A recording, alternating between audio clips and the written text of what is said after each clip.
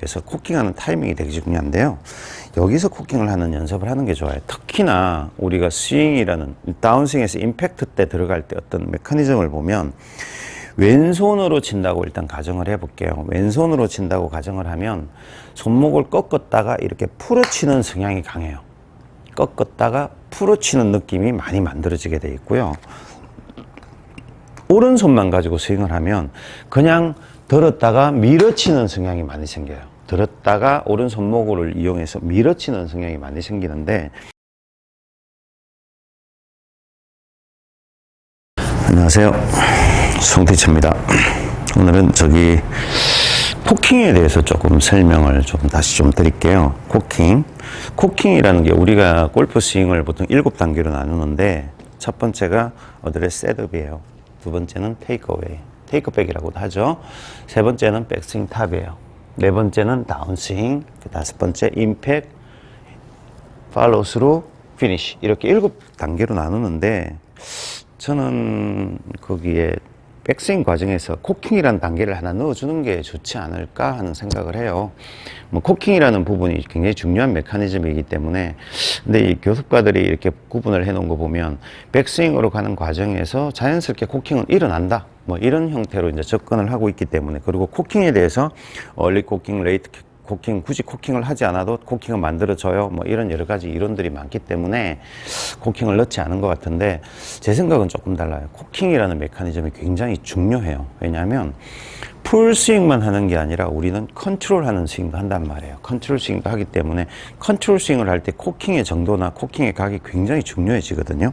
그래서 코킹을 할 때 사람들이 이렇게 들어서 많이 치잖아요. 들다 보면 내가 코킹을 하지 않은 상태에서 가다 보면 채가 아직 많이 안 왔기 때문에 채를 계속 가게 하기 위해서 팔을 이렇게 드는 이런 형국이 많이 형성이 되는데, 코킹을 테이크백 다음에 바로 해주게 되면 백스윙으로 어깨만 터닝을 해도 백스윙은 다 일어나거든요. 그래서 코킹하는 타이밍이 되게 중요한데요. 여기서 코킹을 하는 연습을 하는 게 좋아요. 특히나 우리가 스윙이라는 다운스윙에서 임팩트 때 들어갈 때 어떤 메커니즘을 보면 왼손으로 친다고 일단 가정을 해볼게요. 왼손으로 친다고 가정을 하면 손목을 꺾었다가 이렇게 풀어치는 성향이 강해요. 꺾었다가 풀어치는 느낌이 많이 만들어지게 돼 있고요. 오른손만 가지고 스윙을 하면 그냥 들었다가 밀어치는 성향이 많이 생겨요. 들었다가 오른손목을 이용해서 밀어치는 성향이 많이 생기는데, 대부분이 캐스팅이 많이 일어나는 이유 중에 하나가 왼손으로 꺾었다가 풀어치게 되면 캐스팅이 잘 일어나지 않아요. 왼손으로 꺾었다가 풀어치면 이렇게 치지 못해요. 사람은 무조건 왼손이 왼쪽으로 나오면서 치게 되는데, 오른손이 밀어치는 형태가 되면 여기서 많이 빨리 풀어진다는 이런 형국이 많이 나온다는 거예요. 그래서 코킹을 요 정도에서 한번 쳐보는 거예요. 이 연습을 보통 L2L 연습을 많이 시키잖아요. 사실은 L2L 연습이 굉장히 좋은 연습이에요. L2L 연습을 한 2, 3주 정도 계속 다른 클럽 없이 7분 아이언 하나, 아니면 드라이브 하나를 갖고 하든지 어떤 클럽을 하나를 가지고 L2L을 계속 연습을 하게 되면 스윙이 굉장히 견고해져요. 그래서 L2L 연습을 하면 여기서 코킹이 일어나게 될 거예요. 당연히. 어느 쪽에서 일어나냐면 요 정도 오른쪽 허벅지 바깥쪽으로 클럽 이 그립 끝이 빠지면서 바로 클럽을 세워주는 느낌이에요. 이렇게 눌러서 세워주는 느낌으로 자꾸 코킹을 하는 연습을 하는 게 좋아요. 그리고 코킹을 하고 코킹만 하고 치면 자연스럽게 왼팔이 풀어치는 느낌으로 좀 바뀌어요. 보세요. 이렇게 와서 이런 느낌으로 바뀌게 돼 있어요. 그래서 스윙이라는 구조 속에서 보면 항상 이게 이런 거거든. 주먹이 빠졌다가 뻗었다가 빠졌다가 작용 반작용 형태로 움직이게 되는데, 여기서 작용 반작용을 하면 풀어치는 느낌이 강해지는데요. 이렇게 와서 위까지 올라오고 나면 오른손이 뭔가를 할 수 있는 여지가 너무 많아져 버려요. 그러다 보니까 왼손으로 코킹해서 풀어치는 느낌보다는 오른손으로 푸시해서 밀어버리는 느낌이 훨씬 더 강해지는 거예요. 그러면서 캐스팅이 많이 일어나거든요. 그래서 코킹을 조금 활용하는 연습을 하세요. 이렇게 여기서 꺾었다가 쳐주는 거예요. 여기서 꺾었다가 쳐주고, 이렇게 되면 이것도 다운블로를 만들어내는데 굉장히 좋은 연습이 돼요.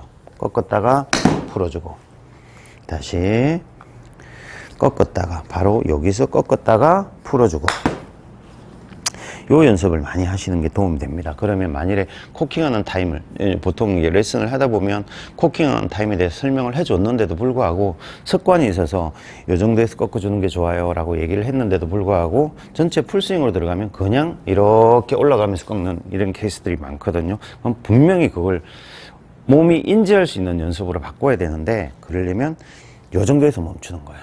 요 정도에서 멈추면 팔이 뭔가를 치기 위한 행위를 하기가 굉장히 어렵게 돼 있어요. 이렇게 되면 몸의 회전으로 팔이 나갈 수밖에 없거든요. 그러면 왼손을 꺾었다가 풀어치는 느낌이 굉장히 좋아지게 돼 있습니다. 그래서 코킹을 조금 활용하는 연습, 요만큼 해서 풀어치고, 요만큼 해서 풀어치고, 이런 연습을 많이 하는 것도 도움이 되고요.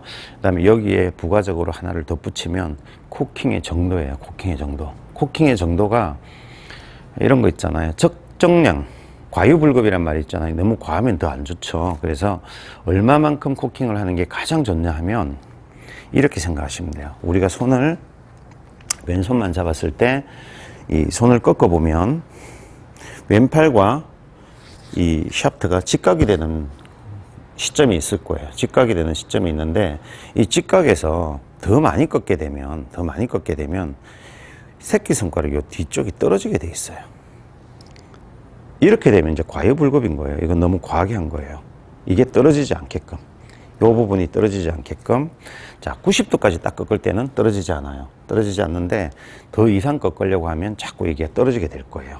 이렇게 되면 또 이제 과하게 잘못하는 거예요. 그래서 왼팔과 샤프트가 직각이 되는 데까지만, 그러면 이렇게 될 거예요. 근데 이게 왜 자꾸 떨어지냐면, 여기서 더 세게 치려고 오른손에 이렇게 당겨내게 되면 왼손 그립 끝이 떨어지겠죠. 그죠? 만일에 이게 자꾸 해결이 안 된다면 여기에 티를 하나 놓으세요. 티를 놓고 꺾었을 때 이 티가 빠지지 않게끔, 하는 연습을 하는 거예요. 이렇게 하다 보면 여러분들의 아이언 스윙도 좀 더 단단해질 거예요. 단단해지고, 팔을 많이 쓰는 구간보다는 어떤 몸의 회전과 손목의 롤링, 로테이션, 이걸 이용해서 공을 치는, 이 헤드 스피드를 빠르게 만드는 그런 느낌들을 알게 되시거든요. 그렇게 연습을 하시면 스윙이 좀 더 많이 좋아지실 겁니다. 오늘은 여기까지 설명을 해드릴게요.